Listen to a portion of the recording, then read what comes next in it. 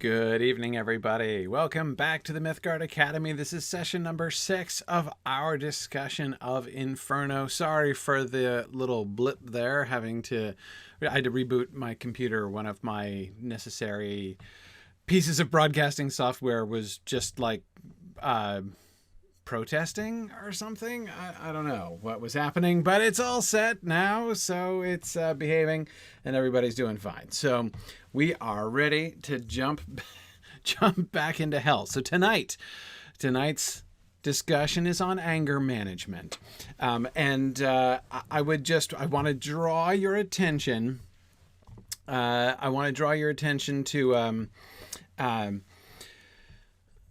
To the theme of anger throughout what we're going to be talking about tonight, because this is one of the places where I find the relationship between Dante as character, right, the Dante pilgrim, and the sins of the people that he surrounded to be most complicated. There are very few places where things get more tangled up than they seem to me to get in this section. And I will also begin with the exhilarating confession that I think I understand this particular section of Inferno possibly less than any other part of Inferno. So I'm not full of answers about this stuff. In particular, I'm thinking of Cantos 8 and 9, the whole Gates of Dis section. I don't, yeah. Anyway, so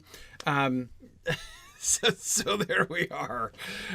Just now that that's on the table, we can jump back into the text. Now you'll remember that we ended by talking about avarice, right? You know, he's descended into the circle of the avaricious, but it's not really. I mean, though avarice is mentioned, it's not called the circle of the avaricious. The emphasis was on the two conflicting sins of prodigality and miserliness. Okay, so that's we pick back, and then of course he was identifying that a lot of the now the thing is it just me, or is it not clear which side he identified? He says that, like, aren't most of those people over there tonsured? Aren't most of those, church officials? And Virgil's like, oh yeah, big time. Am I misremembering? Did he not identify exactly which side? Like, are they prodigal or are they misers? I mean, and both are bad, obviously. I mean, like, both get you into the circle, of course. So it's not like one is a particularly more deadly insult than other. I'm just kind of wondering,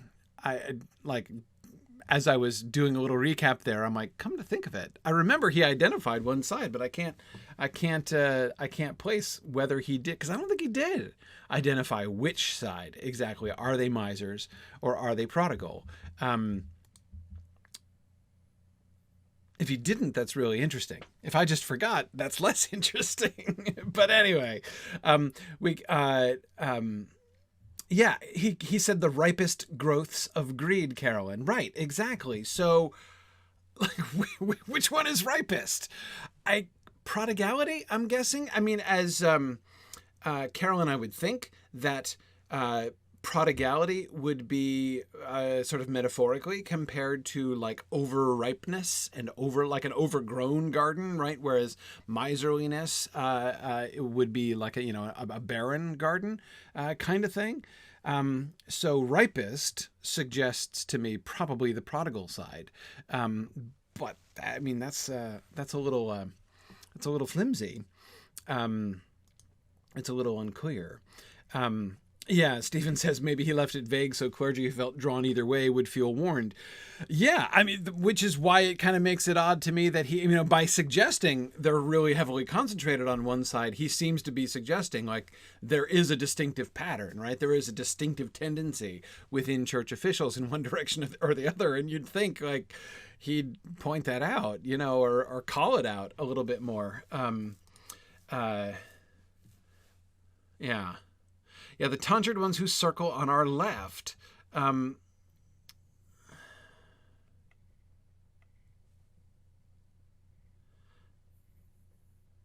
okay. Yeah. It's not clear. It's not clear. So I'm looking. Jennifer was quoting the lines for me very thoughtfully, and yeah, I hadn't utterly forgotten, or at least I had not quite yet forgotten to share the slides, Jameson. But thanks for the reminder. Anyway, yeah. Yeah. Sorry. So I'm rereading the lines that Jennifer was posting here. Master, show me now what shades are these, and tell me if they were all clerics, those tonsured ones who circle on our left. And he to me, all those to left and right were so squint-eyed of mind in the first life, no spending they did was done with measure, which is both of them, equally without measure. Yeah, yeah. Yep, yep. Okay. Yeah, so, well, Stephen, that's the passage we're just getting to, so let's go ahead and get, I think that's the one, right? Yeah, I think so. Yes, it is. Okay, so this is the immediately following passage from the one I was just reading out again. So I think this is the answer to that question that I just reread.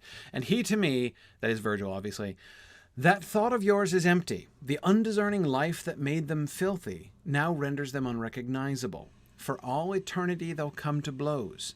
These here will rise up from their sepulchres with fists clenched tight, these with their hair cropped close. So he's pointing to the misers with their fists clenched tight, and the prodigal with their hair cropped close. Tonsures? Is that the tonsures? It's the prodigal? That's my theory still.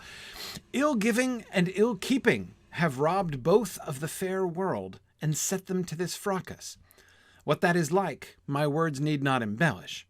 Now you can see, my son, how brief's the sport of all those goods that are in fortune's care, for which the tribe of men contend and brawl, for all the gold that is or ever was beneath the moon could never offer rest to even one of these exhausted spirits. Okay, so Virgil's emphasis here, I believe, is, I think that this would seem to explain why we're not really told exactly, because perhaps this might serve to single out one over the other, right? One shouldn't be biased in the question of prodigality or miserliness, right? The point is that neither one of them show any measure in their relationship with wealth, right? With money. A disordered relationship with money, that's the problem. It doesn't matter what species of disorder it is, right? Ill-giving and ill-keeping have robbed both of the fair world. So having clung to the world, having misused the world, they lose it, right? They've lost the fair world. And in the end, right, in eternity here, they have this conflict, this fracas. Now, he draws from this a very general conclusion, right? You can see, my son, how brief's the sport of all those goods that are in fortune's care, for which the tribe of men contend and brawl. For all the gold that is or ever was beneath the moon could never offer rest to even one of these exhausted spirits. And Stephen, yes, if that sounds to you like Virgil is like directly channeling Lady Philosophy from Boethius here, yes, absolutely. That last sentence, those last 6 lines, are like Lady Philosophy could have said exactly that word for word. It's even the tone sounds like Lady Philosophy. Now you can see, my son, how brief's the sport of all those goods that are in fortune's care. That's not only exactly the kind of thing that Lady Philosophy talks about, especially in Book 2 of the Consolation of Philosophy, but it's, again, almost exactly the tone as well. Fortune, of course, for those of you who didn't read the Consolation of Philosophy with us, and I recommend it's one of the shortest Mythgard classes because it's a short book. Anyway, the Fortuna, the goddess figure Fortuna, and I say goddess figure because she's rarely understood. She was understood by the Romans. She was sort of appeased she was treated by the Romans as like a goddess, an actual goddess. The Romans were fond of, they sort of revered the gods that they had sort of imported from Greece, but they were very fond of like abstractly allegorical gods like victory and fortune. They did a lot of worship of gods of that kind. And anyway, so the but like, apart from it, maybe not even accepting the Romans, but in general, like in the medieval tradition, it's not that anyone is actually generally claiming that Fortuna, fortune, is actually a deity, like an actual personified deity. She's a concept, a figure. It's a personification of an idea, right? And it's the idea of the good things of the world, right? And those of the image. There are two images about Lady Fortune from Boethius. Boethius' discussion of fortune, which were extremely influential throughout the Middle Ages. One, the second most important and influential image of the lady of Dame Fortuna is her standing next to the earth and stirring it up, right? That her job is just to circulate stuff, right? She doesn't play favorites. She just makes sure that things go here and there. And sometimes you get a windfall and sometimes you get hosed, right? And that's Lady Fortune, stirring things up, right? And that's her job. And if you get upset about the fact that like something that you had, that you lost everything you had, if, something like you get robbed or the stock market crashes or something like that and you've lost everything, don't you go complaining to Fortune. She's just doing her job. This is her job, right? That's what she says. And of course, the most famous image from Boethius about Lady Fortune is the Wheel of Fortune. The Wheel of Fortune, which is not a horizontal wheel like in the game show named after this very concept, but rather it's a vertical wheel. It's like a Ferris wheel, except it's a Ferris wheel without safety precautions distinctly, because you ride on the Wheel of Fortune as she turns her wheel. She is blinded and she's turning her wheel. She's the one cranking the wheel, and the wheel carries some people up, while at the same time on the other side of the wheel, people are being taken down and they always fall off and get smashed on the ground on the other side.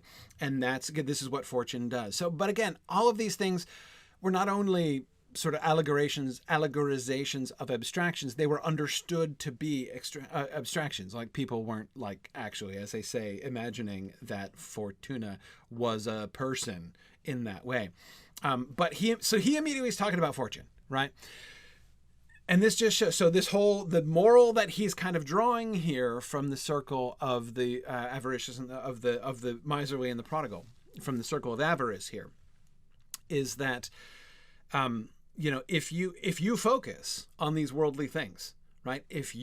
And remember when I was explaining about the subdivision of the 7 deadly sins in medieval tradition, there's the 3 sins of the flesh, there's the 3 sins of the devil, and there's 1 sin of the world, and that's avarice, right? This is the sin of the world.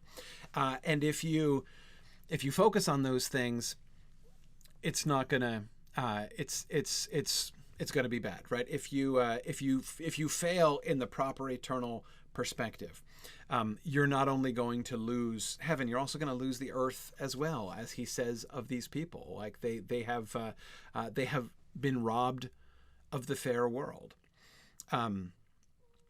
both fair worlds, like both the true fair world, right? The fair world of paradise, but they've also been robbed of their own worlds. They don't care or appreciate them.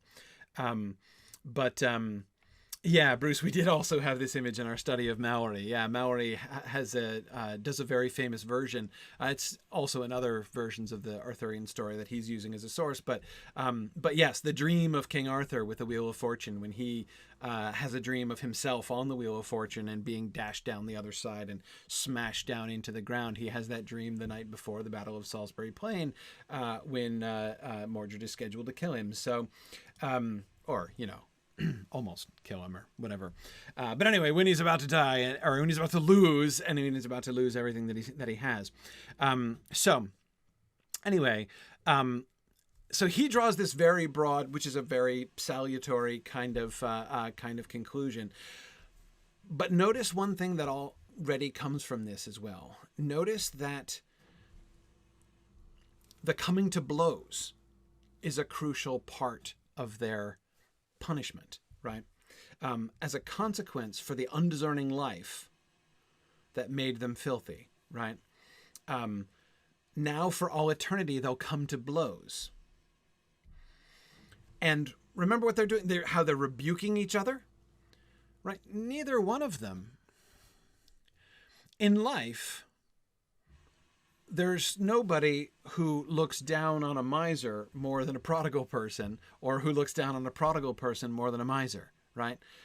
They're not only opposites of each other in one sense, though of course they end up in the same place because although their errors are in opposite directions, they're opposite directions on exactly the same spectrum, right? They still have the same problem, as Dante says, but they are opposites in that way and opposed to each other, despising each other, and they're still carrying on. They're still carrying on the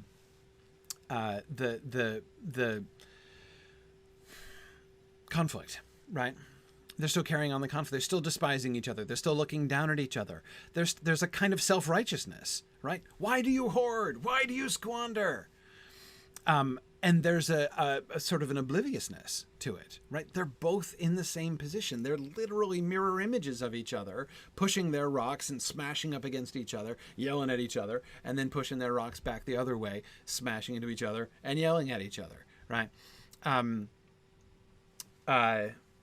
They do kind of deserve each other, Carita. Yeah. Oh, that's funny. Jocelyn, you appeared on the Wheel of Fortune? That's really cool. On the game show, like you didn't actually ride one. I mean, of course, I guess Lady Philosophy would say we all are. But wow, that's really funny. That's really funny. And there was no philosophy discussed. Yeah, that's less surprising, I suppose. Yes, so Stephen, I agree. That's again the pattern that I'm seeing too. That once again, God is turning them over to their own desires, but removing the good blessings that come with it. They have lost the fair world, even in the sense of just the world, right? They don't have the riches that they either spent or hoarded, right? And yet they still have the attitudes, right? The bad attitudes that came with it. And the result of it is conflict. The result of it is this continual they're set to a fracas, right? And this is where I think one of the things that I'm going to be leading up to here, the boundary. Sometimes the boundaries between circles in hell are very sharp. And I mean that in one of two senses. Sometimes they're geographically very sharp, like a cliff, right? That they've got to climb down or something like that. So sometimes it's a very sharp boundary, geographical boundary that the Dante Pilgrim and Virgil have to cross through. Sometimes there's a very sharp narrative shift between the two, as between the circle of lust and the circle of gluttony, right? Where he swoons at the end of Canto 5 and then he wakes up at the beginning of Canto 6 and there they are in the mud and the rain, and it's clearly we're in a different circle now, right? So sometimes we get those kind of very clear demarcations. There's no question about when you stopped being, when we as readers in our readerly experience stopped being in the circle of lust and moved into the circle of gluttony. Here, but sometimes that's not so. And here is one of the places where I find that boundary most uncertain, right? We have on the one hand what seems like a very clear boundary, right? Which is the wall, right? The wall and the gate that they're trying to get through in the city of the damned, in the city of Dis. But on this side of it, like after this, they go through that swamp, right? Is that the next circle? So or is it not, because they're kind of following the same river and it's a little bit less clear to me exactly where the boundary is, and that seems to me. Well, let me say this a different way. And it seems to me not shocking, right? That we see there's not a very sharp division. Again, very sharp division between the point of view, the sort of explanation, and the circumstances, right, of the shades who are in the circle of lust versus the ones in the circle of gluttony. The lines, the demarcation between the souls who are rolling stones in the circle of the avaricious and the ones who are in the swamp,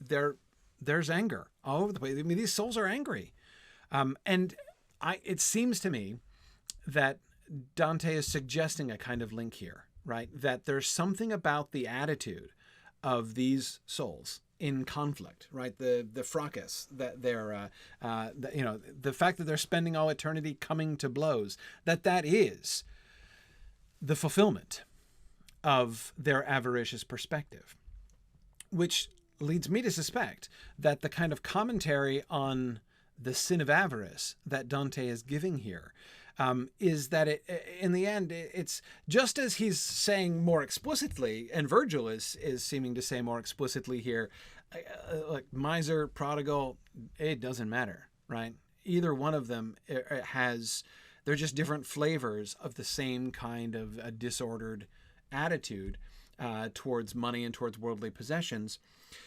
He seems to be further to that, suggesting, as far as I can see, that that there is an element that the border between the sins of the devil, wrath is one of the sins of the devil, and the sins of the world, the sin of the world, I should say, because only one, is not a very sharp one, right? That there is something in the essence of avarice. There's something in it's about proportion, right? It's about putting your focus in the wrong place.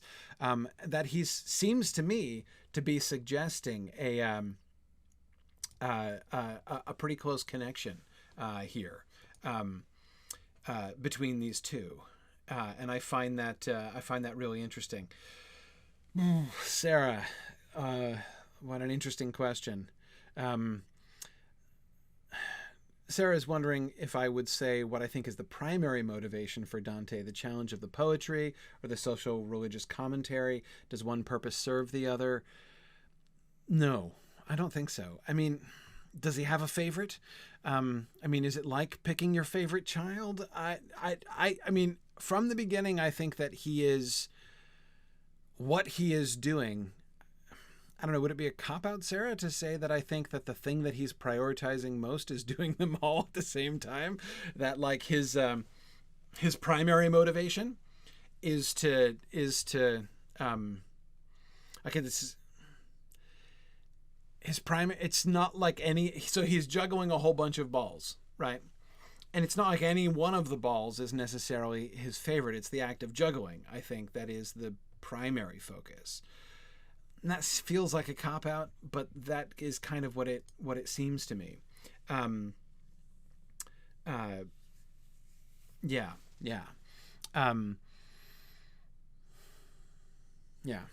Now, Jameson, you're right, and of course I'm moving on to that here in a moment. More discussion of fortune and more commentary on the sin of avarice, because they start having a conversation about fortune, and in this conversation, through Virgil, Dante is going to say one of there are a number of things that Dante says in the Divine Comedy that have a massive imaginative impact on future literature, but this is one of them. Master, I asked of him, now tell me too, this fortune whom you've touched upon just now, what's she who clutches so all the world's goods? And he to me, O unenlightened creatures, how deep the ignorance that hampers you. I want you to digest my word on this. Who made the heavens and who gave them guides was he whose wisdom transcends everything, that every part may shine unto the other. He had the light apportioned equally, similarly, for worldly splendors. He ordained a general minister and guide to shift from time to time those empty goods from nation unto nation, clan to clan, in ways that human reason can't prevent. Just so, one people rules, one languishes, obeying the decision she has given, which, like a serpent in the grass, is hidden. All right. This takes a little bit of unpacking, but this is super important. So let me. This is. I'm excited about this because this is one of the small number of passages in today's discussion that I feel like I understand. So I can't wait to talk about this one. Okay. He's like, what is fortune? I don't get it. I don't get what fortune is. And you can take this in one of two ways, right? You can take it literally, like you speak of this lady called Fortuna, right? You know, like this, you're using this as a proper noun. Who's she, right? So that's one way to understand his question. But of course, another way to understand his question is essentially what gives with this fortune thing, right? I mean, and this, of course, as those of you who have done Boethius with me will remember, it's one of the major issues for the Boethius character, right? One of the major issues that Boethius is talking about is why does all of this random bad stuff seem to happen in a world that's supposed to be ordered by a good God, right? That's the big question of the consolation of philosophy. Boethius gives the best answer to this of anybody ever that I know of. And anyway, so there is, I think, at least an undertone, if not explicitly, Dante basically asking about that. You know, so if fortune does that, I mean, remember what Virgil just said about fortune. How brief's the sport of all those goods that are in fortune's care, for which the tribe of men contend and brawl. So, okay, you can emphasize that the tribe of men are all, you know, like the, you know, humans are you know, short-sighted, right? That they're struggling for gold. They're treating wealth as if it's the destination, right? If it's the whole point. But of course, it can never offer rest to anybody. Just look at these dudes, right? And you can see.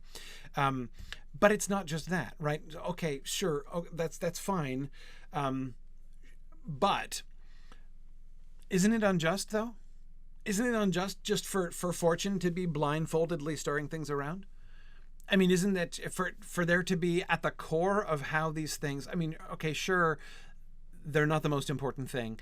And if you do think that they're the most important thing, then you're being misled and you're very seriously misunderstanding things. And so having some arbitrariness, apparent arbitrariness involved, right, being able to lose these things might help you to see that they're in fact not the most important things, right? So I can see how good can come from that, but still, like, arbitrariness seems counter-indicated in a system which is organized by a good God. And again, this is where we end up, right, in the consolation of philosophy. Jocelyn, do I presume or know that Dante knew Boethius? Dante definitely knew Boethius. Again, even this passage alone is enough to convince me that Dante knows Boethius. No question. There are actual like references to like near quotes that he's making from Boethius in this passage. So by this passage alone, I would conclude that Dante knew Boethius. But like Boethius, the consolation of philosophy, it's funny, like whenever you talk about the consolation of philosophy to modern readers, it sounds like you're kind of quoting a super obscure ancient work, right? But if you happen to have read The Consolation of Philosophy by Boethius, then you can see that but like it's in the Middle Ages, you have to understand, Boethius, The Consolation of Philosophy was like the number 2 on the bestseller list for, among maybe number 3. No, 2 or 3 on the bestseller list of all time. I mean, everybody read Boethius. You'd have to look. Any educated person in the Middle Ages would almost have to have grown up under a rock to have not read Boethius. It's like you can't swing a cat in medieval discourse without hitting Boethius. So yeah, I mean it's. I'm not saying that means you can always just assume that they know Boethius. It's always, you want to be cautious making assumptions. But again, this passage by itself would be enough, as I say, to prove it to me. But so Tomas, the riches. So he said, what meaning of fortune is referred to as in riches or as in luck? Riches, definitely riches. And yet Tomas, it's that element of luck that is the trouble, right? Both aspects are there. You're fortunate in the sense that you have a fortune, right? As we would say. But you're also fortunate in the sense that you're lucky, right? There's a reason that good fortune means good luck in the modern world, right? That's back to this. It stems from that idea that fortune shifts things around, and fortune is distributed essentially by chance. So both of them are really closely tied together. But anyway, okay. So, okay. Again, Virgil, oh, unenlightened creatures, how deep the ignorance that hampers you. I guess it's a very lady philosophy thing to say. And by the way, Sarah Duncan was pointing out that it seems strange that the action of God's minister to be compared to a serpent in the grass. I'm pretty sure that's a quote, actually. If I'm remembering correctly, that is exactly the metaphor that Boethius uses there. It's one of the things that if I'm remembering correctly, is an actual quotation from Boethius. But anyway, let me explain the middle part. I want you to digest my word on this. Let me assist with the digestion. Who made the heavens and who gave them guides was he whose wisdom transcends everything. Now,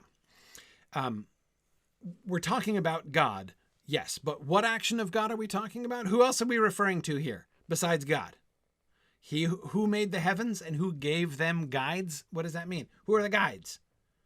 Who are the guides?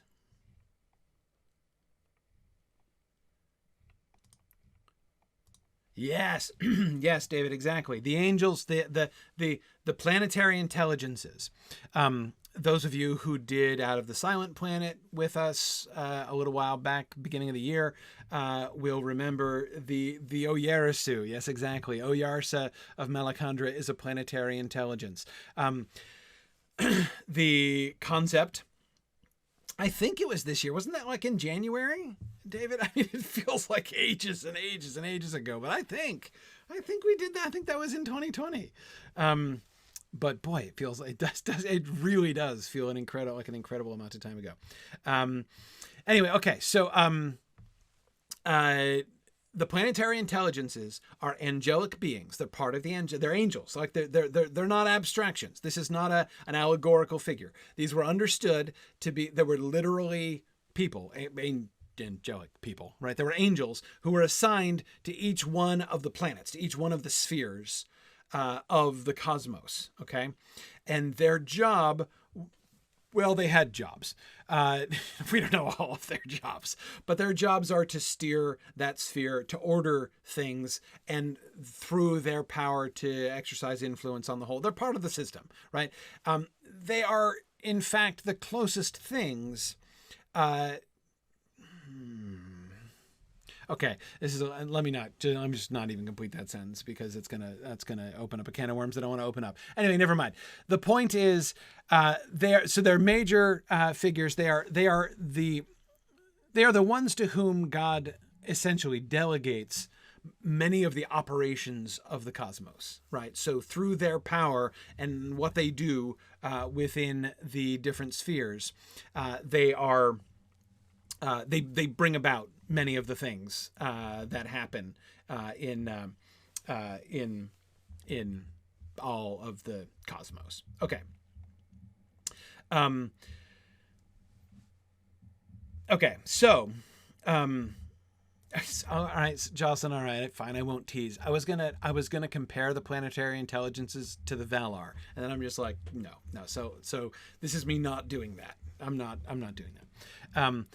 It's much cleaner to compare them to Oyarsa from Out of the Silent Planet, because Oyarsa from Out of the Silent Planet is exactly modeled on the planetary intelligences.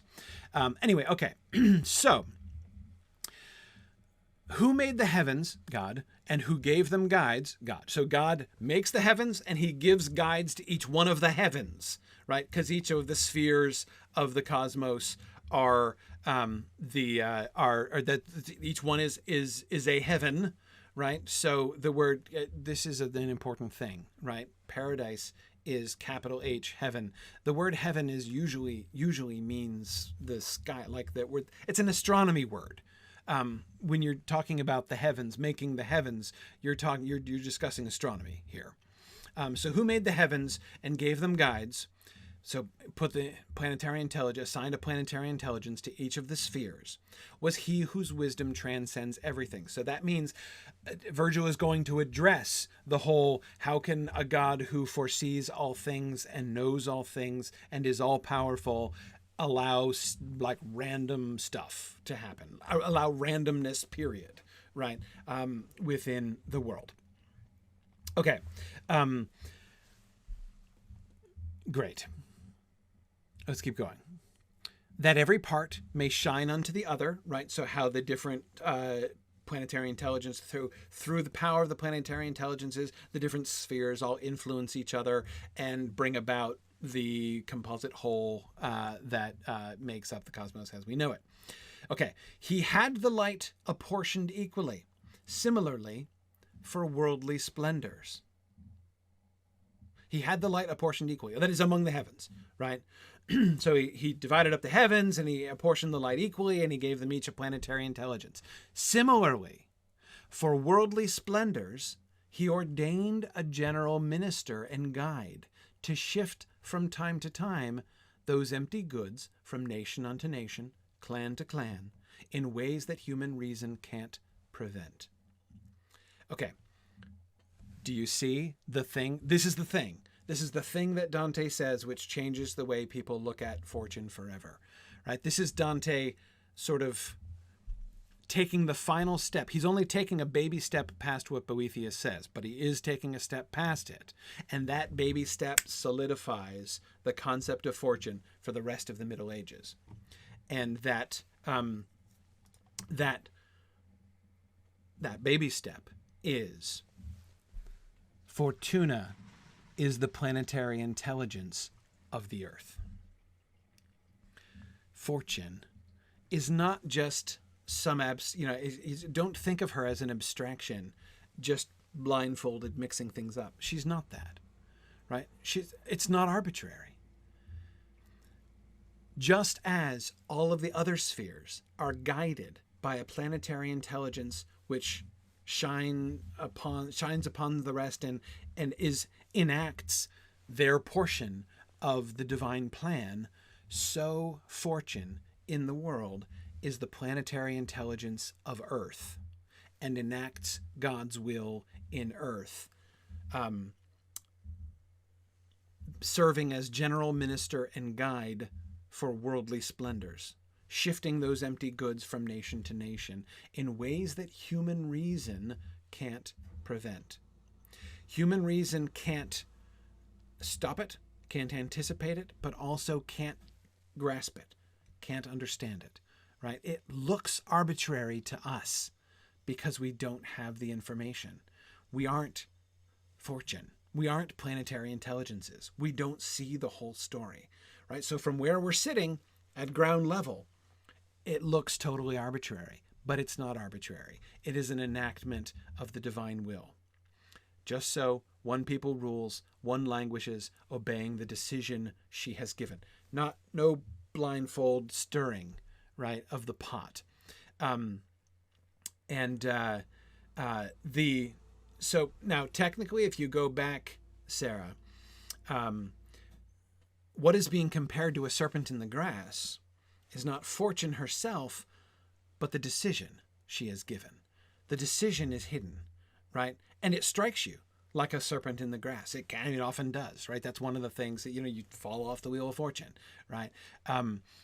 It does bring about people's downfalls in a purely material sense, not in a moral sense, right? Whether you suffer a moral downfall as well as a material downfall, that's not up to fortune, right? And nor is there any kind of necessity connecting those two things. Just as there is no necessity that somebody who dies while at the pinnacle of fortune's wheel is, has made it, has won, right? Just ask these dudes pushing their rocks around this circle, right? Anyway, yeah. Mother Earth, Carrie. Yeah, exactly. A very, very different concept of Mother Earth. Essentially, that fortune is Mother Earth. And this is like that step, like I said, that link, this insight is, it's just one of those startling, shocking moments. It's both like so simple, so natural, an articulation of the Boethian principles, which of course, like all the stuff about fortune, blindfold and everything, that's all in book 2 of Consolation of Philosophy. Lady Philosophy herself leaves all that behind later on. She's like, yeah, actually, it's not all random. I was just, you weren't ready to hear about what the real story is yet, right? We were still dealing with other things. So we were just running with the whole, yeah, it looks random thing. But then she says, in the beginning of book 5, there's no such thing as chance. Nothing is arbitrary, in fact. So this is, he's not contradicting Boethius or going beyond Boethius in that sense. It's only like in this one articulation, this one conception, to take this concept of planetary intelligences because Earth didn't have one. Earth didn't have one. Now, of course, the I think really fun, imaginative leap, right, that really is sort of at the core of Out of the Silent Planet, certainly, is that Satan is the planetary intelligence of Earth, right? And I really love that too. I think that Lewis's conception there is really, really cool, and it's one of my favorite elements, sort of framing elements of Lewis's space trilogy. But Dante's concept here is really, really neat. Is really, really neat. Oh my goodness, Jocelyn, that is amazing. Okay, Jocelyn says, when I was on the Wheel of Fortune on the game show, Vanna White actually fell off the game board, which caused a great deal of consternation on set. That image of Vanna White taking a tumble during the game of how apropos. Oh my, it's like, and so does Fortune's wheel turn around, and those who are great fall. That's really funny. I love that. I just love that. Boethius would love that. What's more? Amazing. Right. And Stephen, of course, yes, exactly. It is, all this talk about fortune should certainly make us think, right? As Stephen is pointing out, these people, right, the avaricious, are moving around like a wheel, right? I mean, but instead of going around in a full circle, they're just going halfway around the circle. They're never able. It's like Stephen, all they're doing is the fall part, right? It's like you only get the bad half of the, you get, because half of Fortune's wheel is when you rise from poverty, right, and are born up to prosperity, right? There's the rising action, which is lovely and delightful. And that everybody loves that. And then there's the falling action on the other side. It's like they only get that half of the wheel anymore, right? Which ends with a crash. It always ends with a crash, as their turns always end with a crash. But they're in hell, in this circle, their turns about the wheel end with a crash every 180 degrees rather than every 360 degrees. Again, they don't get the fun part of the ride on the Wheel of Fortune. They only get the bad part. That's a really good insight, Steve. I like that. Okay. But now we're moving on, or are we? Sort of, right? Because they turn and they keep going, and it always sounds to me like they don't descend. I don't recall them descending. Like, remember when they were descending by where Plutus was? It was a big deal, right? They're climbing down and there's Plutus yelling at them and stuff. They just kind of walk off and they come to a swamp. And I, who was intent on watching it, could make out muddied people in that slime, all naked and their faces furious. These struck each other, not with hands alone, but with their heads and chests and with their feet, and tore each other piecemeal with their teeth. The kindly master told me, "Son, now see the souls of those whom anger has defeated. And I should also have you know for certain that underneath the water there are souls who sigh and make this plane of water bubble, as your eye looking anywhere can tell. Wedged in the slime, they say, we had been sullen in the sweet air that's gladdened by the sun. We bore the mist of sluggishness in us. Now we are bitter in the blackened mud. This hymn they have to gurgle in their gullets because they cannot speak it in full words." Okay. I'm pretty sure it's not just me who is confused about this circle, that is, who has a problem with like boundaries and things. Because again, although in many places in the divine, in Inferno, the boundaries are really insisted upon. Dante really insists on them. He's got a very organizing mind. Here, it's not. I mean, sometimes you will see this circle called the circle of the sullen and the avaricious. Okay, what does that even mean? Are they the same? Why are they lumped together? Are they lumped together even? Because they're in totally different places doing different things. How even does that sort of work? And yes, Carolyn, exactly. What's the sin here? Okay, sullenness. But as Carolyn points out, sluggishness. Isn't that kind of like sloth, right? The missing deadly sin? Yes, it is. We had been sullen in the sweet air that's gladdened by the sun. We bore the mist of sluggishness in us. So the slothful are underneath and the angry are up above it. So we've got avarice, wrath, and sloth. We've got 3 of the 7 deadly sins all going on here in one place. Or is it the same place? Not really sure. But it really... rather than... If I were to just like get confused, right, or like insist upon an order, right, and be like, okay, we've got to figure this out. Where exactly does the boundary lie, and what's the thing?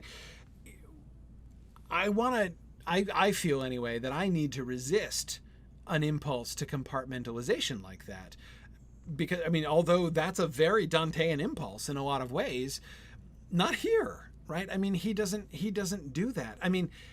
How do we subdivide the furious, where the emphasis is clearly on wrath, right? The people who are naked and their faces are furious, right? These are the souls of souls of those whom anger defeated, says Virgil. So clearly, we're talking about wrath here, right? And yet those who are under the surface, bubbling up, and I love how, just as in a swamp, bubbles will be rising to the surface, right? Bubbles of gases from decomposing matter, right? So you get swamp gas rising to the surface in swamps. So there are bubbles rising to the surface, but right, like the bubbling fetid air that rises to the surface in the swamp called Styx, is the confession of those who lie down beneath. Right, those who bore the mist of sluggishness in them and now are bitter in the blackened mud. So wrath, bitterness, sullenness, plus avarice, right? All kind of thrown together there. And it feels to me anyway, my own, again, my first impulse is to try to force compartmentalization on this, right? Being like, all right, let's figure it out. But my kind of later conclusion there is to back up and say, okay, hang on. We're not given that here, right? Since the text isn't insisting on these kinds of demarcations, since it's certainly with those that are under the water and those that are only wading in the water, there's very little boundary between them, even if you could say perhaps there's a boundary of some sort, because at least the rock rollers are on solid ground rather than swamp. So you could say, well, that must be a different zone, right? They're separated by terrain, kind at least, if not by shelf geography.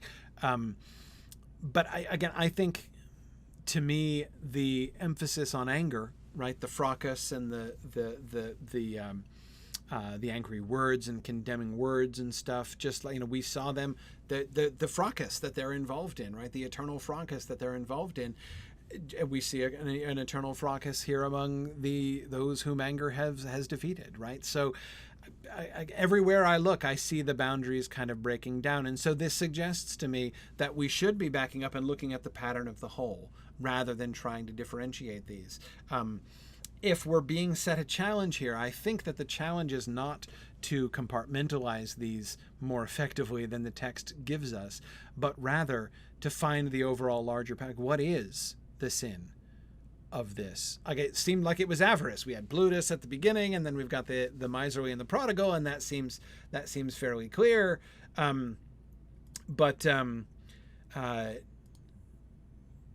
yeah, it's really not. I think, and again, it doesn't fit in the seven deadlies, because we've got apparently 3 of the 7 deadlies appearing here. And what's even more confusing, it's one of each, right? A sin of the flesh, which is sloth, a sin of the devil, which is wrath, and the sin of the world, which is avarice. So it's like a category defying circle. And in many ways, I think it's always the hardest to label. Whenever you see schematics, lots of people from the Middle Ages onward have made schematics of Inferno, of the different circles of hell. And this one is, I'm always interested to look at the label for this circle, because, it's just really not clear. Yeah.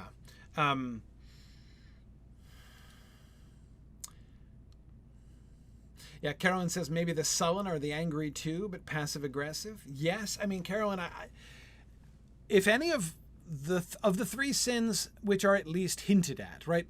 Sloth is the most. It's only suggested by the sluggishness moment, right, Carolyn, as you were pointing out. So it's not a very prominent figure of this. Avarice is very explicit. And anger is very explicit. But of the 3, anger seems to be if there's one that really binds everybody together, it's anger, right? But here's the trick. Or not the trick.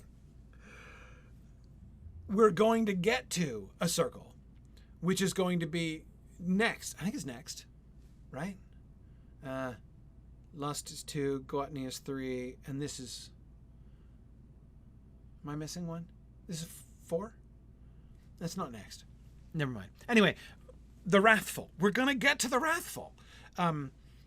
So it's interesting. It's interesting. Like, this isn't the circle of the wrathful, because we're going to get the circle of the wrathful later on.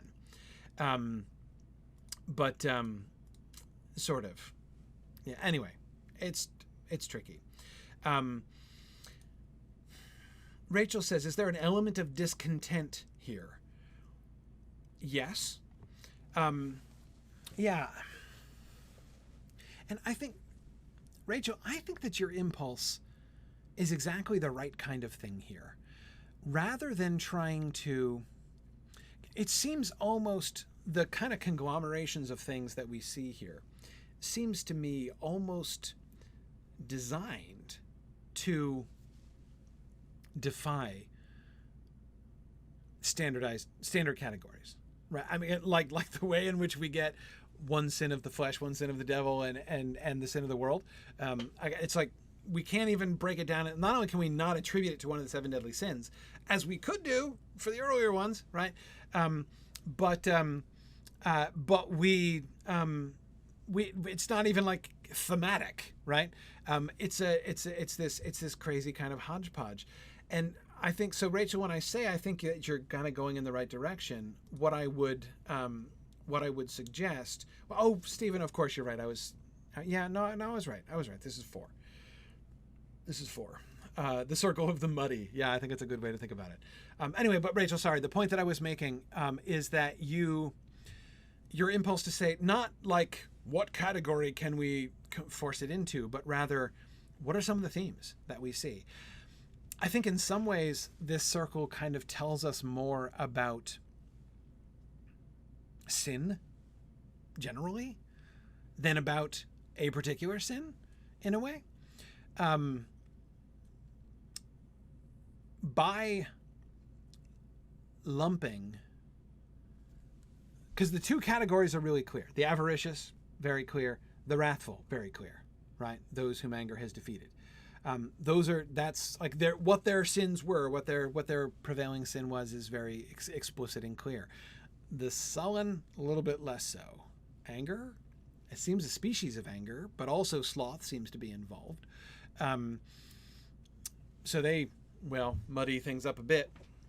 But nevertheless, like we have these two, but they're separate categories and they're different categories and they don't seem to be the same. So again, it seems to be that what I feel is exactly along those lines, the kind of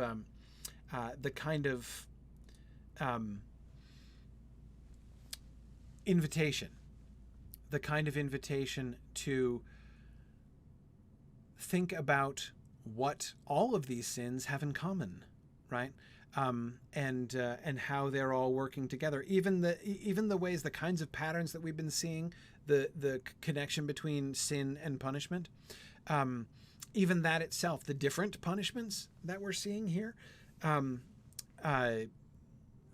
again seems to me to suggest here we're not supposed to be thinking about just a particular sin and its nature, like we were with lust and like we were with gluttony, to an extent, but that instead we are invited, as I say, to think about kind of sin more broadly. Because I agree with you, Cecilia. I think there is an element of envy as well. And by the way, spoiler, we're never going to find a circle of the envious. Envy is one of the 7 deadlies. It's a big deal. We're not going to find a circle of envy in Inferno. But is there an element of envy? Yeah, absolutely. Absolutely. Especially in the anger and those who are angry here. And the way that they're always attacking one another. That's a very envy kind of thing. Stephen is suggesting that in Minos's categorizations, circle number 4 is just labeled potpourri. If Minos can't really peg your sin, if your confession is too complicated, he just chucks you into circle 4. Yeah.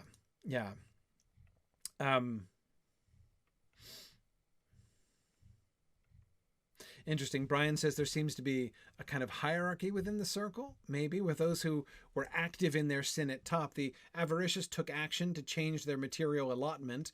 The wrathful directed their anger outward, and the sullen perhaps were the least active in rejecting the gifts of fortune. Maybe. I mean, I think I can see that as a trend.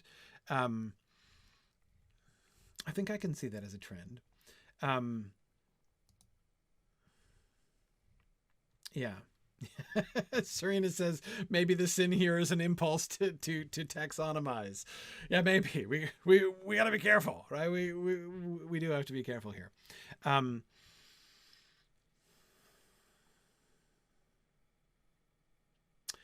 I was just looking again at the gurgled hymn of those under the water. We had been sullen in the sweet air that's gladdened by the sun. We bore the mist of sluggishness in us. Now we are bitter in the blackened mud. Certainly another clear illustration of the perpetuation of what they did, right? Almost the literalization of what they did. We were sullen. So when we were out in the sweet air gladdened by the sun, we were in the world, we were surrounded by light and sweetness and beauty, and yet we were sullen. We bore the mist of sluggishness in us, right? We projected out from ourselves this mist of sullenness, right? Of sluggishness. And now they are buried within the blackened mud. Right now, again, like so many others that we have seen, now they have what they chose, right? They have the sort of they chose to surround themselves with gloom and upsetness, right? When they were in the sweet air that's gladdened by the sun. And now they have what they chose. Yeah, Jennifer says the punishment of the angry is almost too obvious. Nothing to unpack here. Yeah, like that they are constantly fighting, right? That like they having failed to control their passions, like the lustful. It's just a different passion, right? Their passion is let loose continuously. I agree, but it seems really simple, right, Jennifer? But then it gets a little bit more complicated. Let's keep going.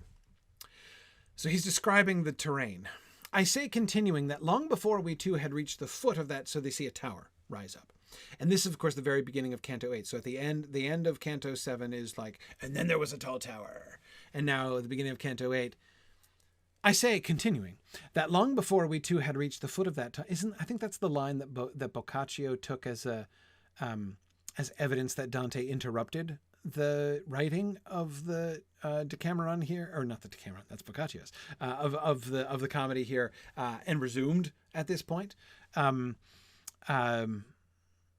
he take that as a literal, like, okay, as I was saying, which many other people question. But anyway, okay. I say, continuing, that long before we too had reached the foot of that tall tower, our eyes had risen upward toward its summit because of two small flames that flickered there, while still another flame returned their signal, so far off it was scarcely visible. And I turned toward the sea of all good sense, that is Virgil. I said, what does this mean? And what reply comes from that other fire? Who kindled it? And he to me, above the filthy waters you can already see what waits for us, if it's not hid by vapors from the marsh. Okay, let's do a couple layers here. On the literal level, this is a tower in a wall. There's a wall here with a tower, and there's lights up in the tower. Yep, the beacons are lit, Jennifer, exactly so. And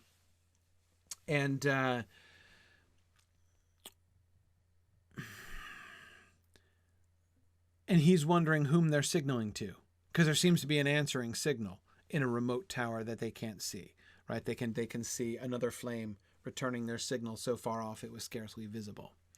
And he's like, what's going on here, right? So that's literally what's being described. Now, what else? How else do we understand this? Yeah, to if by sea. Exactly, Stephen. That's it. Yeah, because they're in fact going to come in a boat. So that's it's actually a reference, I think, to Paul Revere. Yeah, I'm joking. It's not, but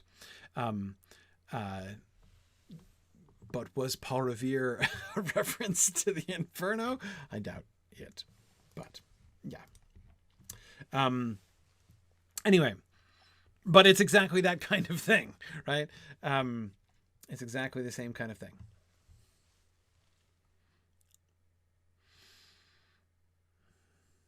What does this sound like?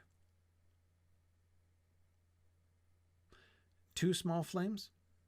Why are there two small flames? While another flame returned their signal?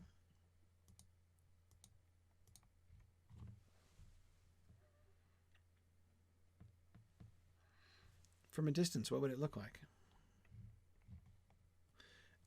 Yes, it would look a little bit like Gondor calling for aid, though not all that much, as the beacons were solitary and significantly larger. But yeah, Jameson, that's what I'm thinking. Or eyes.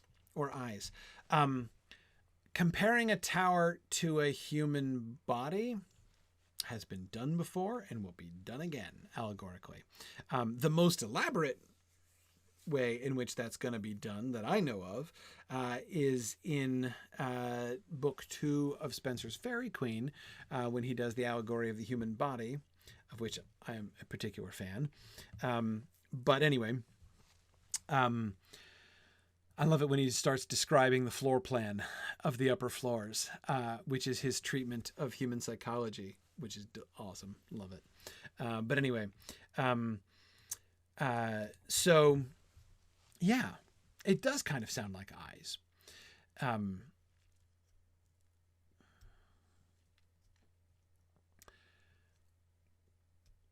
On the moral level, okay, well, let's just, they come across this tower, right? Which is like a tall figure towering above them with the two burning eyes, and the two burning eyes are signaling to something that, and it's two eyes of flame, right? And we've just had all these angry people, apparently signaling and being returned from somewhere very far away in the direction that they're headed, which is down in towards the plane of the lower circles and everything. So the signaling down to those other sins down below. Yeah.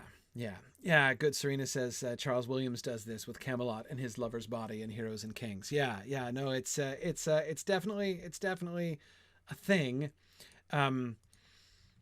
Yeah.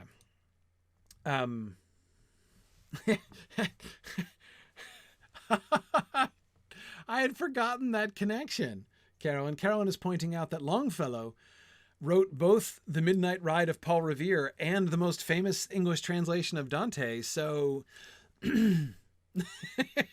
okay, maybe the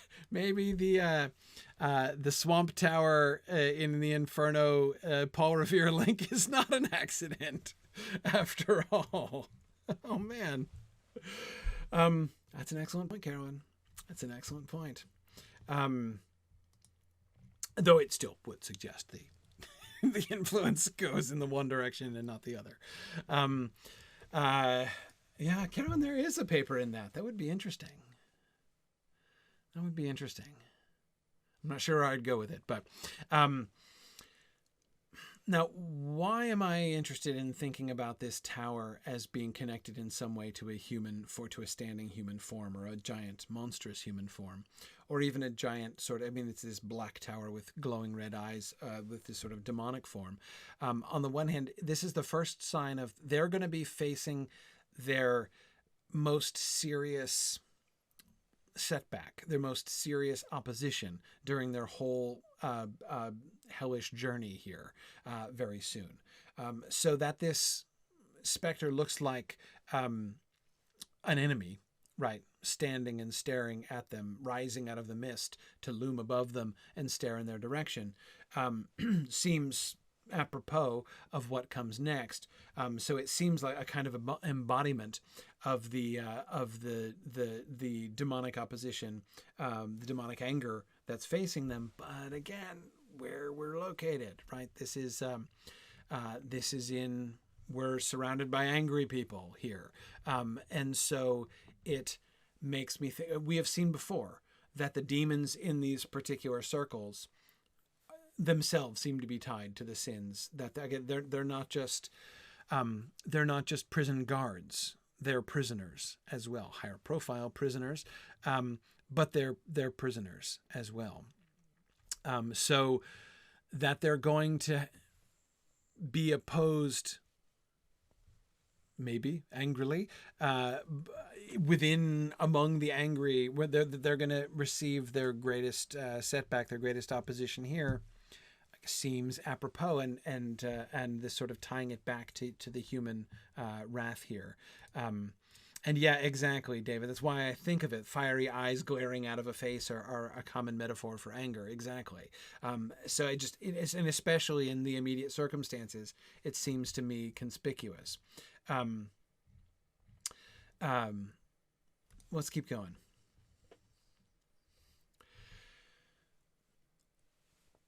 There's a boat, right? A little boat that comes out.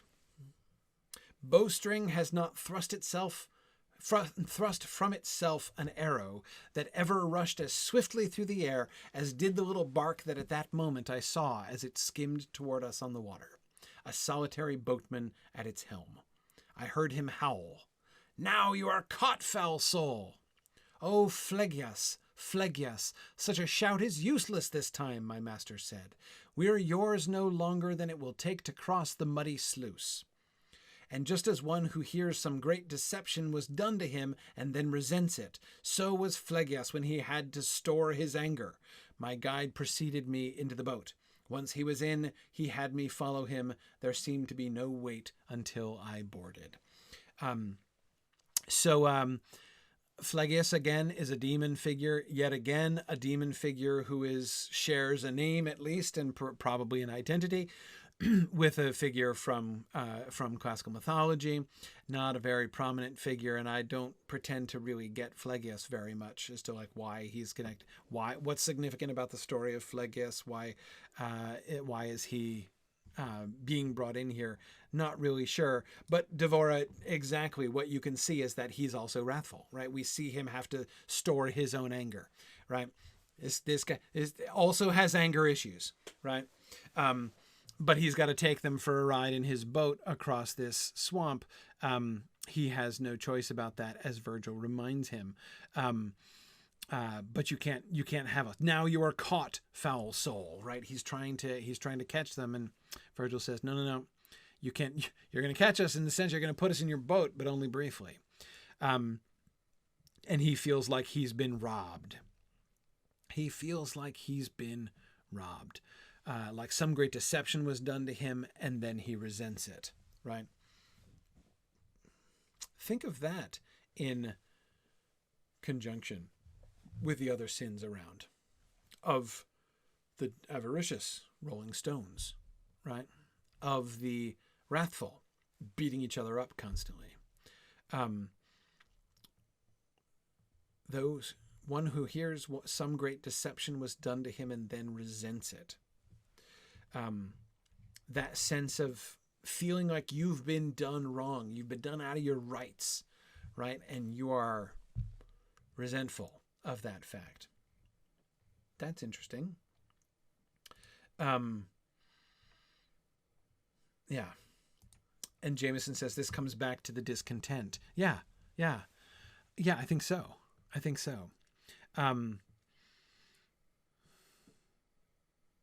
Cecilia, fascinating. Cecilia says, what, Dante didn't faint this time? Right, because the last time he was going to get into a boat, he fainted, right? And interestingly, Cecilia, when he gets into the boat, the boat sinks down, right? Because it's not used to hauling the physical bodies of living folk, right? When Virgil gets on board, the boat doesn't sink down at all because he's got no weight. He's a shade. But Dante weighs down the boat because it's a reminder that he's the living person here with a physical body. And the interesting thing, Cecilia, is that Aeneas did the same thing. In the Aeneid, when Aeneas goes to the underworld in Book 6, in Virgil's poem, he has that same experience, but he has it the first time. With Charon the ferryman, he gets in the boat and the boat weighs down and Charon's like, "Whoa, you're going to sink my boat." Instead, Dante doesn't have that experience because he passes out, right? He faints and we don't see what happened. Presumably he did weigh down the boat, but we didn't hear about it. Instead, that "I'm going to weigh down the boat" displacement is displaced to this moment later on, which Aeneas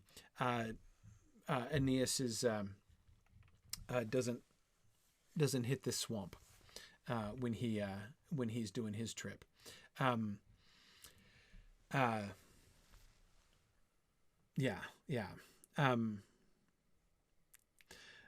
Arthur Harrow is recalling the lyrics of the "Sit Down, You're Rockin' the Boat" song from Guys and Dolls, which I would not be surprised, Arthur, if that was not influenced.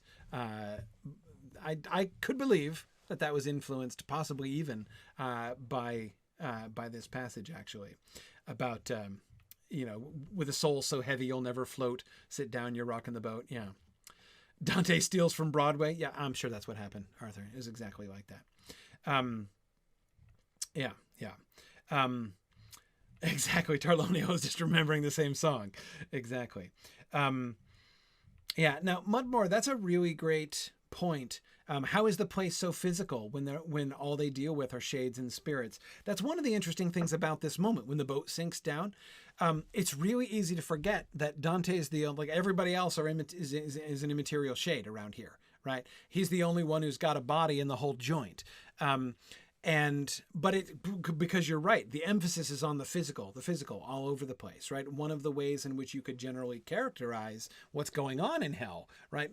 Again, thinking about that link between sin and punishment, is that in hell, the sort of the spiritual things are being rendered physical, right? Or at least sort of outward, except not physical, because it's all spiritual, in fact, right? They're all spirits. They're all shades. None of them have bodies. Presumably, therefore, none of them have rocks or boats or hailstones or whatever, right? Because they're not actually physically real. And yet, Mudmore, as you point out, the place is really physical, right? All of the descriptions focus on as if they were actually physical things. In other words, Mudmore, one way to think about it, hell itself is a kind of allegory, right? Just as in an allegory, abstract ideas are made concrete and tangible and visible, right? That's the point of allegory. That's the function of allegory. Hell itself is a kind of spiritual allegory, right? Where these abstract spiritual concepts are being rendered outward, visible, tangible in some sense, but not literally physical, right? Not literally tangible, because nobody has a body in the entire place.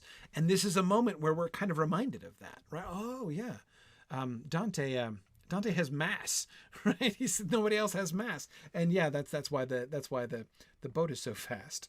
Yeah. So Jocelyn, exactly, they can hurt. So like getting your back rent by Cerberus or whatever, being, clawed, you're still in pain, right? You still experience pain. It's not that it's not real. It is real, but it isn't physical because they don't have bodies, right? So again, it is the, and that's another sense in which, remember when I was talking about the gates of hell and I was saying, like, for what purpose was all of this stuff done? Like there is a sense in which the whole organization of hell is done almost for Dante's personal benefit, because he's the one who's receiving the guided tour, right? So that he could bring the message back. Jocelyn, there's almost a way in which everything that happens is kind of like that, right?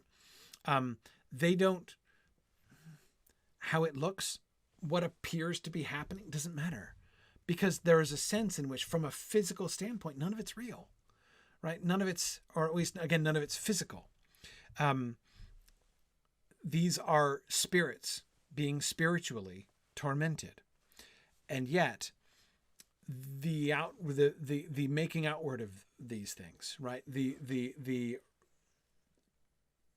articulation and description of all of these things in these very outward, very physical terms. It's almost like that link, that rendering. These shades could be tormented in these appropriate ways in like complete darkness, right? That is, with nobody seeing anything, without any kind of link to tangible phenomena, tangible, like either visually, audibly, because nobody's got eyes, or audibly because nobody's got ears, or tangibly because nobody's got nerves, right? It could be done without any of that. You could just have a tour of hell could be the same, in essence, the same spiritual stuff going on all over the place. And it could just be looking like one empty room or moving through complete blackness, right? Not perceiving anything that's going on. And so the same thing could happen and look like that, but it doesn't, right? And it's almost as if hell itself has been articulated as a kind of allegory, which Dante in his allegory is depicting.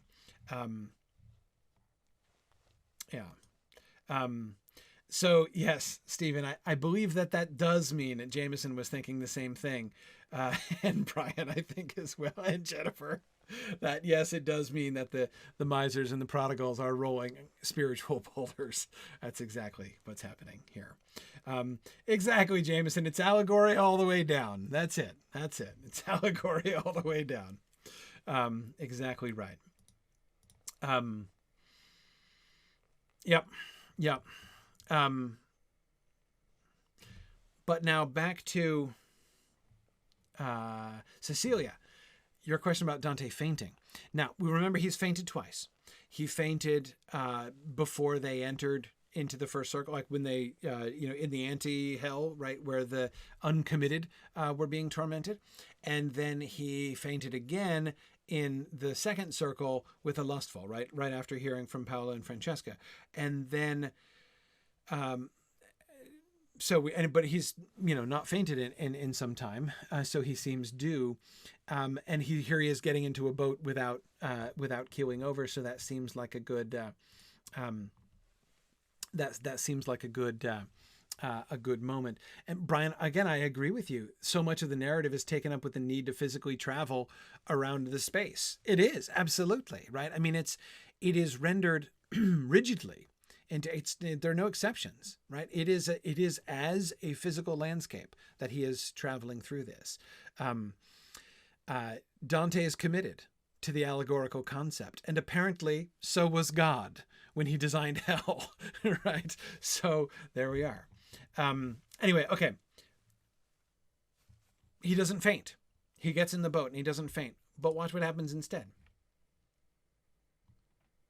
I always find this the most mind-blowing passage in Inferno in its own way.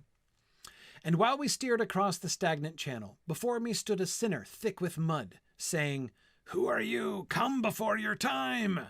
And I to him, "I've come, but I don't stay. But who are you who have become so ugly?" He answered, "You can see, I'm one who weeps." Which sounds like an appeal to pity, doesn't it? Pity me, I'm weeping. And I to him, "In weeping and in grieving, accursed spirit, may you long remain. Though you're disguised by filth, I know your name." Okay. So, right. In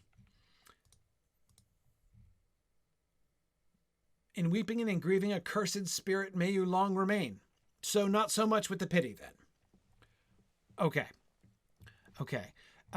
When he said to Chaco up in the circle of gluttony that, like, although, many punishments are worse, none's more disgusting, that was a bit of a diss, but there was a certain edge of pity to it, right? And he seemed to have pity for those and seemed to have a lot of pity for the lustful. Brian says, come before your time. He can know when Dante's appointed time is supposed to be. Oh yeah, well, that's obvious because he's still alive, right? Still alive. It's not your time yet, right? I can tell you're not supposed to be in hell on account of you haven't died yet. So it doesn't say he knows when his time is. It's just obviously still in the future because he's still alive. That's what he's talking about. Exactly. Yeah. He's not dead. That's exactly it. He's going to go for a walk. Yeah. So Dollar Stroke, I agree. From right here, right away, I'm uneasy, right? I'm getting awful uncomfortable already. The lack of pity, I'm like, okay, because, look, pitying the damned, that can go a couple different ways, right? I mean, it's not necessarily a bad sign. When he's shown pity before, that I think was probably okay, but yeah, Dolly, I agree. Like he seems kind of upset, right? He seems a little angry at this guy, which is uncomfortable, conspicuous, right?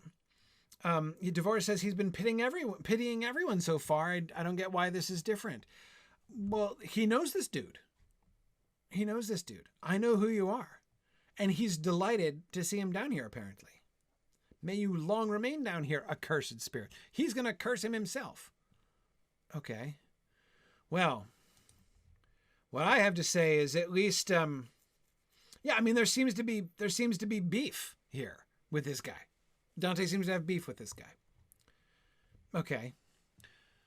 So, like, beefing with a guy in the circle of wrath while you're in the circle of anger doesn't seem like a good move to me, right? Makes me nervous. I kind of can't help but feel like maybe you're doing it wrong when you do that, right? So let's, if only we had, what is it? What was it again? Oh yeah, the sea of all good sense. If only we had the sea of all good sense nearby to help us out of this, because it sounds like Dante might need a bit of a rebuke here, right? I mean, that's what I'm thinking. That's what I'm always thinking when I read this. I'm like, okay, lay into him, Virgil. Like, you let him know that he's if he's going to be angry with the folks in the anger, because what are they doing?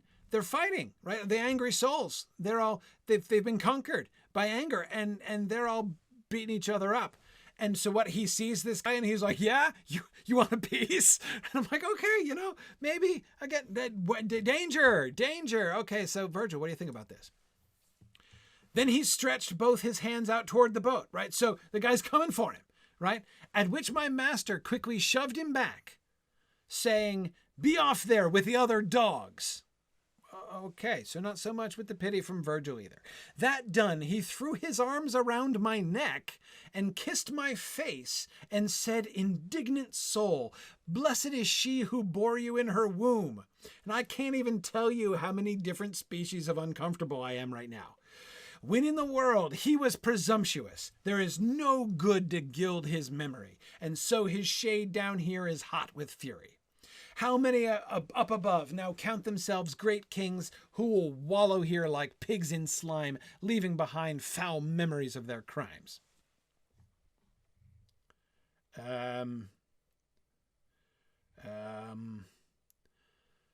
Okay, so first of all, just to make, I know some of you get it, but I know many of you won't.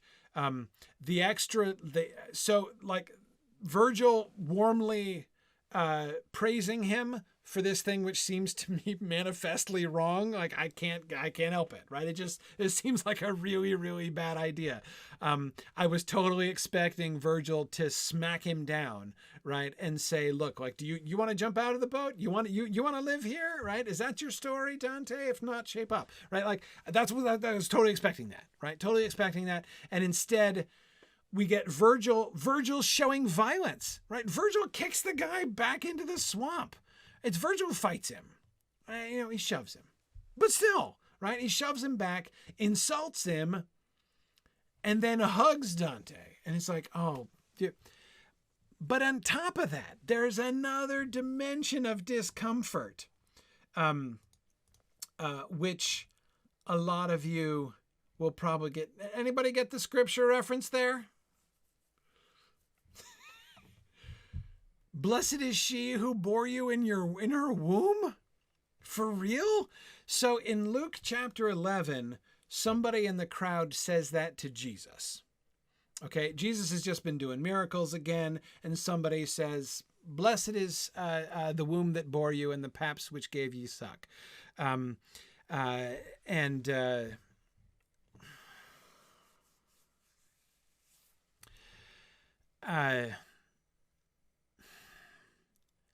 Now, that the same thing that was said to Jesus, or a similar thing that was said to Jesus, should be said to Dante, should not surprise us. We've seen Dante, the parallel, like, the Dante pilgrim character as a type of Christ has been a thing from the beginning, right? That's not the thing that makes me uncomfortable. I mean, okay, I'm not going to pretend that doesn't make me a little bit uncomfortable every time it happens, but nevertheless, like, I can get over it. Once I get into the allegorical mode and realize that, like, that Dante is the character, the person on a totally different allegorical level than he is Dante, than he is like a representative of the type of Christ. To say, like, so is Dante saying he is Jesus, is to kind of cross the allegorical streams in a hermeneutically inappropriate way. So, okay, I can get over that. so that I can convince myself that this is not just Dante continuously throughout his poems saying, you know who is like Jesus? Me. But again, mild levels of background discomfort with that all the way through on my part, I confess. However, as I say, I come to grips with that. Like, I'm okay. I'm okay. I've worked through that issue. Again, allegorical levels. I'm cool. But now, here, in this moment,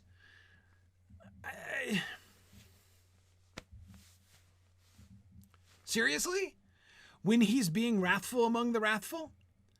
When he's showing the complete lack of pity for this person and being commended when I expected him to get rebuked?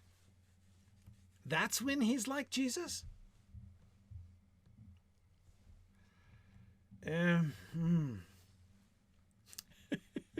Sorry, you know what I'm laughing at? I'm laughing at the fact almost nobody has made any comments about this. I don't blame you. I don't know what to do with it either. I really don't. Now, I agree. Okay, good. A couple of comments have come in, and several people are thinking of the righteous indignation of Jesus, especially when he's casting out the money changers, right? When Jesus makes a whip of many thongs and beats up the money changers and kicks over the tables and chases them out of the temple. Yes, that is a famous moment of righteous indignation and wrath on Jesus's part. He's not just a gentle dude all the time. Yes.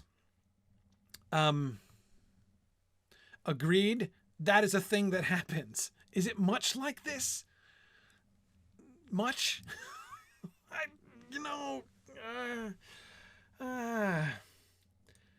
don't know. I don't know.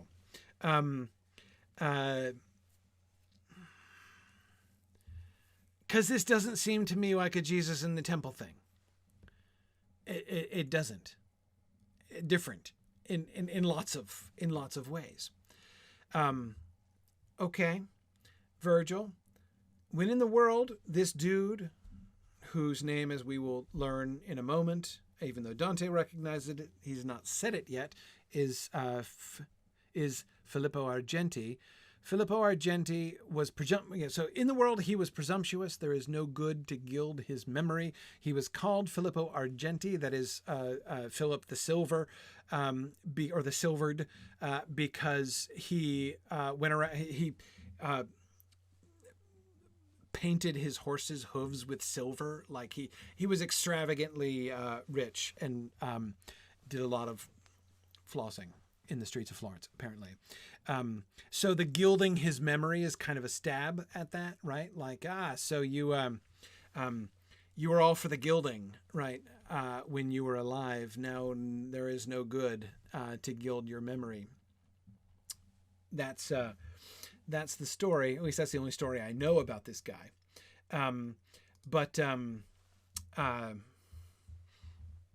Yeah. So, Rachel, your question is exactly what I always find myself confronting in this passage. And it's hard because it's almost like it breaks a rule or something, right? Like, I thought I had it worked out, right? I thought our pattern was clear here, that Virgil was the guide, right? Dante's going to screw up sometimes. We've established that from the very beginning, right? The Dante Pilgrim is no fit moral guide, right? I mean, like, don't model yourself after him. That he's going to be messing up, that often his reactions are going to be the wrong ones. Okay, we've established that. And Virgil has been correcting him, right? Virgil has been the sea of wisdom, right? Like, or I'm sorry, I've already forgotten the phrase already. I want to get it again. What was it again? The sea of all good sense. That's it. The sea of all good sense. So here is the sea of all good sense. And okay. But he's wrong now? Because I don't think we've had a moment. Like, he seems to know all the things, right? I mean, not that he's omniscient exactly, but he's an informed guide. His words seem to have been completely trustworthy up until this point. But it isn't just that he says something sketchy here, right? I mean, he's over the top sketchy as far as I can tell. That Dante does and says some of what seems to me the most objectionable kinds of things that he's done in the whole time, right? I mean, I would, if you would ask me, if you'd like put them all next to each other, right? Like the moment of cowardice he had in the Circle of the Cowardice, the moment of sympathy that he had with Paolo and Francesca, all of these things, right? You put up all the moments in which, the hesitancy that he had before he set off in the first place, right? You put all these places where the Dante Pilgrim gets corrected by Virgil, right? Put them all next to each other. I would have picked this out as the worst. I would have been like, clearly, if there was one place where he needed the biggest smackdown, it was here, right? And you've got Virgil, the sea of all good sense, throwing his arms around his neck and kissing him and saying, blessed is she who bore you in her womb, right? I mean, you're just, you remind me of right now, Jesus. That's who. Seriously, Rachel, I cannot help. But think that Virgil is wrong here, that we're supposed to be, that this is, and it's one of the first times that we get kind of like, whoa, all right, I guess Virgil doesn't know it. I mean, because one of the two, either this is supposed to be okay and I'm wrong, my reaction is wrong. But because he doubles down. And O master, I am very eager to see that spirit soused within this broth before we've made our way across the lake. And he to me, before the other shore comes into view, you shall be satisfied. To gratify so fine a wish is right. Come on, I can't buy that. I won't. I absolutely refuse, right? No one will ever convince me that I'm supposed to be behind Virgil when Virgil says, to gratify so fine a wish is right. No. There's no way. Soon after I heard these words, I saw the muddy sinners so dismember him that even now I praise and thank God for it. Come on. They all were shouting, at Filippo Argenti. At this, the Florentine, gone wild with spleen, began to turn his teeth against himself. Now, as one of you was reminding me, dolor stroke, there it is, from the notes,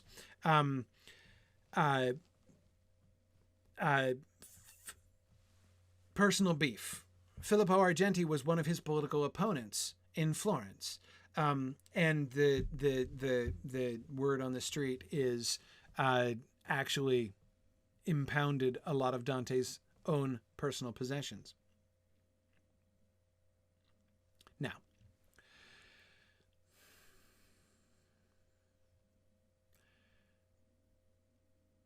that fact makes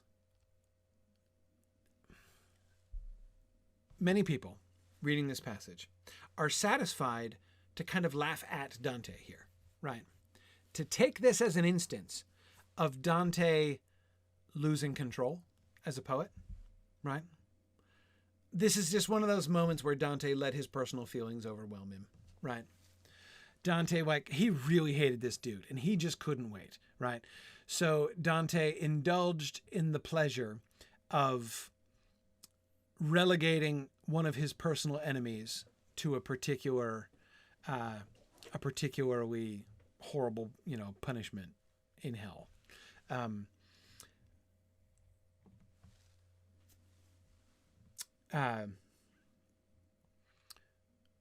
Many people say that kind of thing. When they do, I don't usually fight them. I entirely disagree. In fact, this place is one of the last possible examples I would point to of that, right? If he were going to do that, right? He is drawing so much attention to this here. I mean, he has gone miles out of his way. I feel like he's gone miles out to make me feel uncomfortable reading this, right? If all he wanted to do was smile quietly to himself while he depicts Filippo Argenti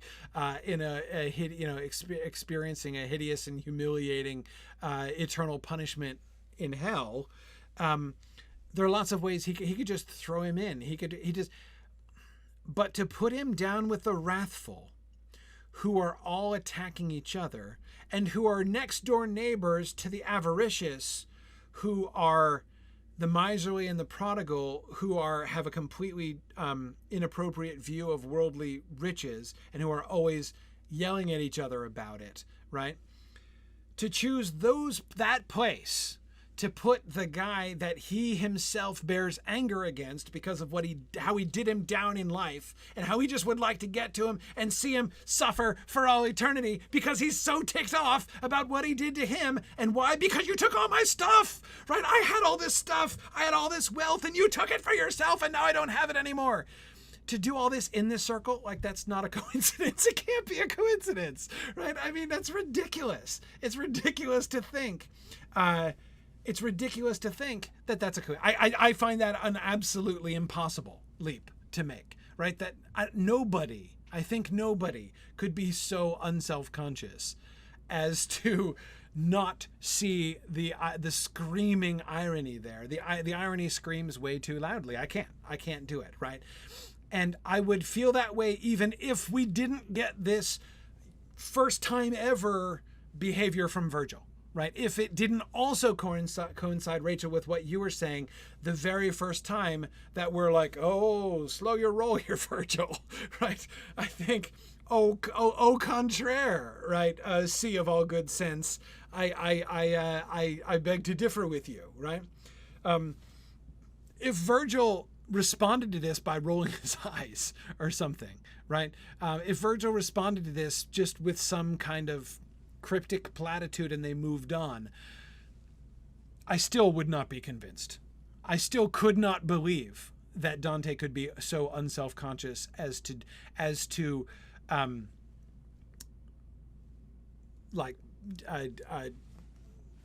damn himself so resoundingly as he does here.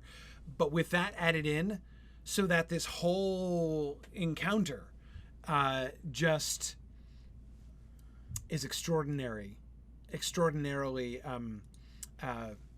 uncomfortable, right? I can't do it. I can't. And then, yes, exactly, Jocelyn. Then you have to add in the very, Dante does not really seem prone to this kind of lapse, right? This is a guy who is, as Jocelyn pointed out, writing in terza rima with multiple layers of allegory all at the same time. Yeah, this is not someone who's like jotting down these lines in a furious passion, right? It's not happening. It is not happening here. So, what do we do with this? I don't know.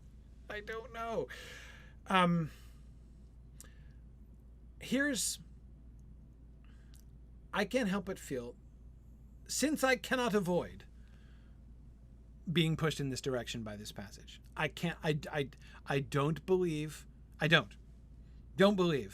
we're supposed to just be on board with Virgil here, right? I don't. I think we're supposed to be uncomfortable. By the way, even the scriptural quotation itself makes me uncomfortable on another level, because it's not just a hey, you remind me of Jesus thing, which in this moment is sufficiently uncomfortable, right? But does anybody remember the next verse? What does Jesus say when the person in the crowd in Luke chapter 11 says, "Blessed is the womb that bore you and the paps that gave you suck"? What does he say? Anybody remember? This is a deep Bible quiz.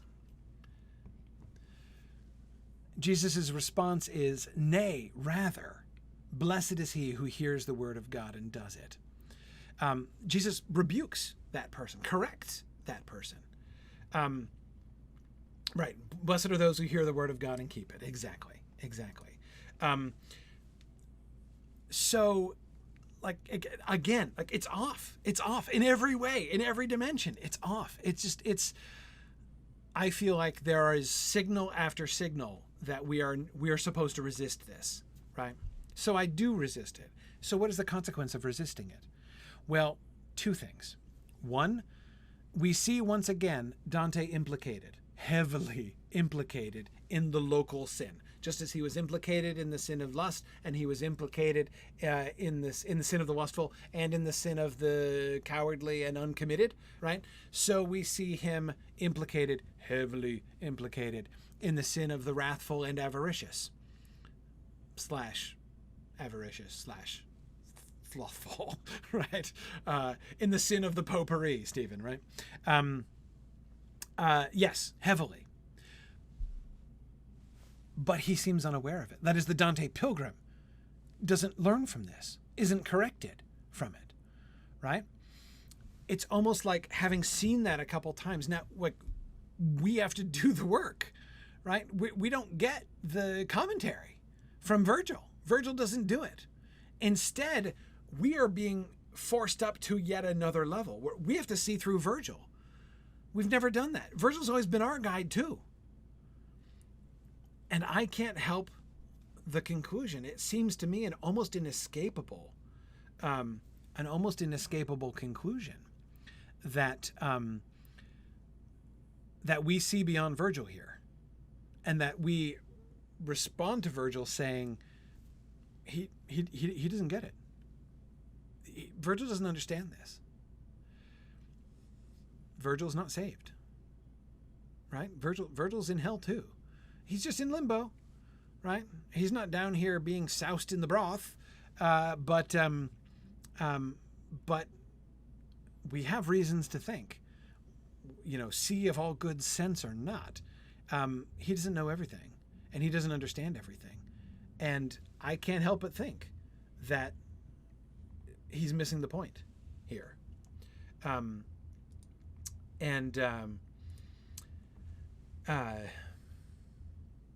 Yeah, Stephen says Virgil can understand sin and being punished for it, but he can't understand forgiveness of sin.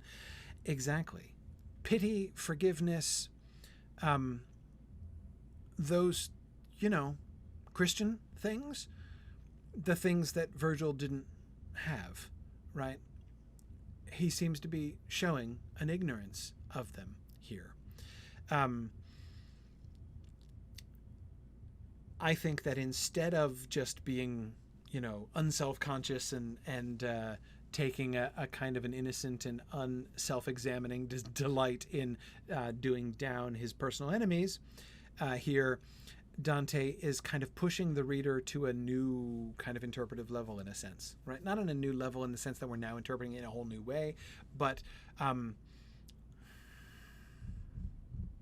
this might be too overdramatic a way to say it, but it's almost like our own interpretive, like moral interpretive training wheels come off in this scene, if you see what I mean, right? We can't rely on Virgil.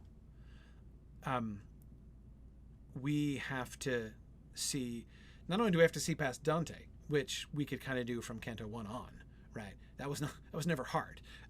He's a bit of a doofus, but the Dante Pilgrim, I mean. But now we see past Virgil, who is no doofus, and hasn't been all along. I that's the only way that this passage has ever made sense to me, and to me it has. Well, I'll be interested to think through a little bit more, as I'm not sure I've ever really kind of fully followed this through in the text. This is why I love doing these discussions with you guys. I always learn so much. I'll be interested to see what are the consequences of this. That is, as we move forward from here, where do we go in our own spiritual journeys, right? Which is one of the sort of allegorical layers of this poem, after all. Where do we go in that from here? Well, bang up against the gates of Dis, which won't open before us, the gates of hell, which do avail against Virgil, briefly. Sorry, making crypto Bible references again, but I will explain them next week when we return.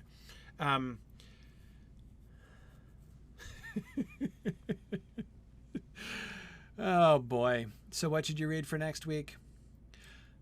I think I'm going to say again what I said this week. We are totally getting through Canto 9 next week. There's not even a question about that. But I'm sorry, Filippo Argenti has always bothered me.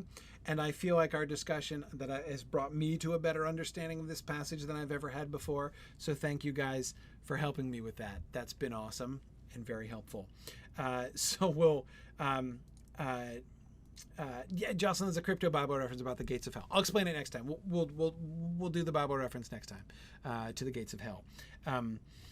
So anyway, thanks very much, everybody. Good night, everyone. I will see you guys next week. Bye now. The Mythgard Academy has been offering in-depth discussions of awesome books and films since 2013, completely free to attend and free to download. If you've enjoyed our discussions and would like to help them continue, please consider donating at signumuniversity.org/fund.